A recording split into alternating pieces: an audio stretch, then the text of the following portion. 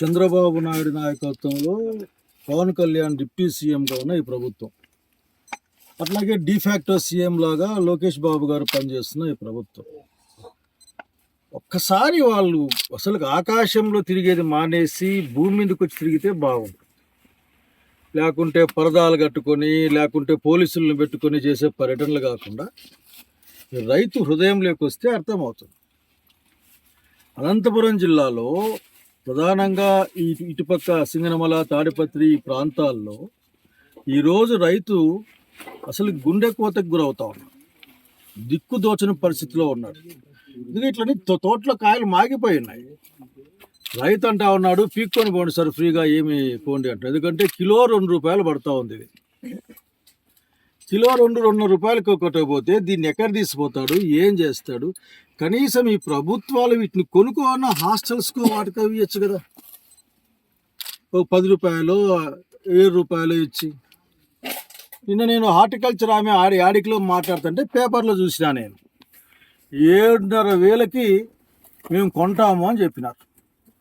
మేము మోసుకొచ్చిస్తాం, మాకు 7,500 రూపాయలు లెక్కిమ్మని చెప్పండి. అట్లాగే కాయలు కొట్టుకునేవాడు కూడా టన్నుకు 500 రూపాయలు ఏదో కూలు ఏదో కట్టమంటా ఉన్నాడు.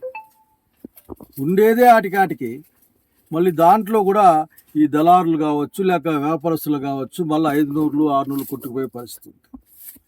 మాట్లాడితేనేమో రకరకాల మాయ మాటలు మాట్లాడతారు. విపరీతంగా చేసేస్తూ ఉన్నాం, రైతా మీకోసం మేము వస్తాండామని ఏం మొహం పెట్టుకొని వస్తున్నారో నాకు అర్థం కావడంలే. పోయి ఆ గ్రామ సచివాలయాల్లో కూర్చోవడం కాకుండా, ఐదు పేపర్ పెట్టి ఫోటో కాకుండా ఇట్లా పొలాల్లోకి వచ్చి చూస్తే రైతు యొక్క కష్టం, బాధ, అతనికి వచ్చే నష్టం అర్థమవుతుంది.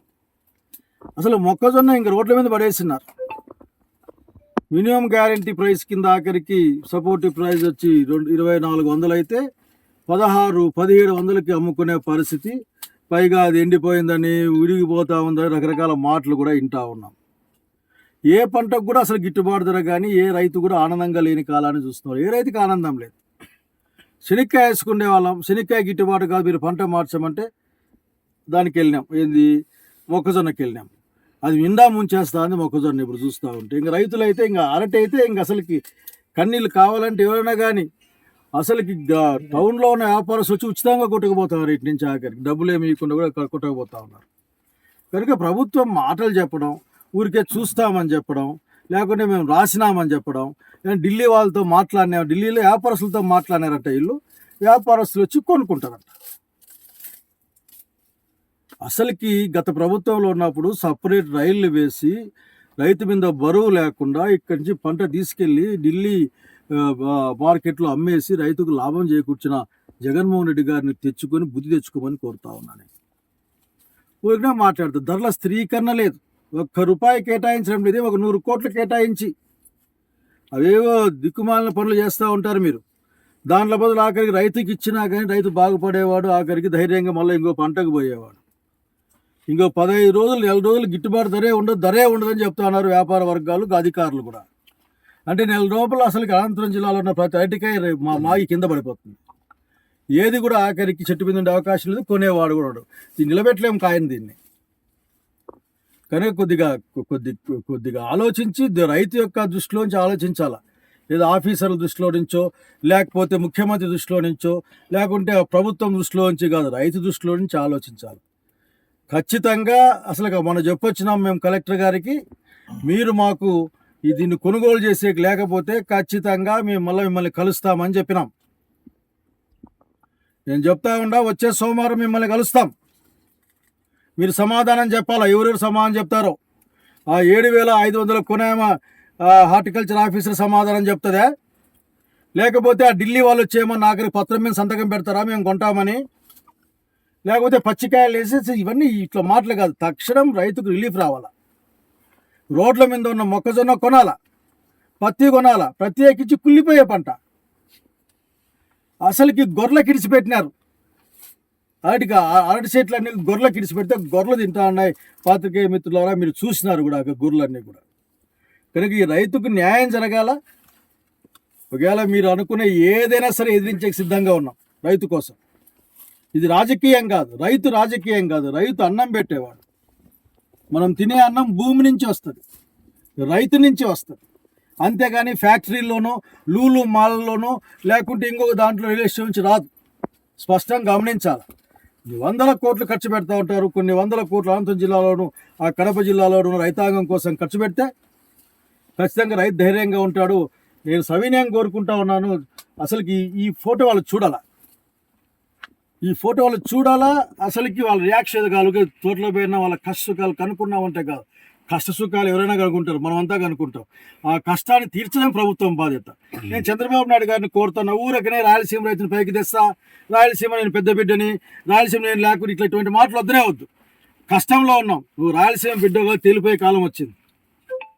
నీళ్లు లేకపోతే కూడా డ్రిప్ ఇరిగేషన్ పెట్టుకుని బతుకునే కాలం మేమందరం అనంతపురం జిల్లా వాళ్ళం. కనుక దయచేసి ఇక్కడ రైతులందరూ అసలు బేలగా మొహమేసుకొని చూస్తూ ఉన్నారు.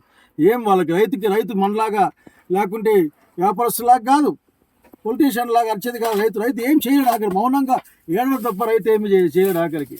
ఏమైపోయింది పంట ఇట్లా ఏమైపోయింది అనుకోవడం తప్పనిస్తే, అసలుకి ఒక అరటి తోట వేసి దాంట్లో కాయలన్నింటినీ అమ్ముకోలేక కొనుక్కు దాన్ని ఎవరు తీసుకోకపోతే గొర్రెలకు ఇడిచి పెడితే ఆ గొర్రెలు పీకుతూ ఉంటే ఆ బాధ రైతుకి అర్థమవుతుంది, చూసే ఇంకో రైతుకి అర్థమవుతుంది. కానీ ఆఫీసర్లుగా సంతకాలు పెట్టే వాళ్ళకి ఏం అర్థం కాదు.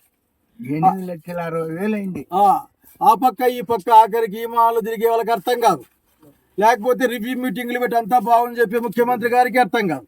కనుక ముఖ్యమంత్రి గారు అవన్నీ మానేసి తక్షణం మాకు ధరల స్థిరీకరణ కోసం, రైతు కాంపెన్సేషన్ కోసం డబ్బులు రిలీజ్ చేయాలా.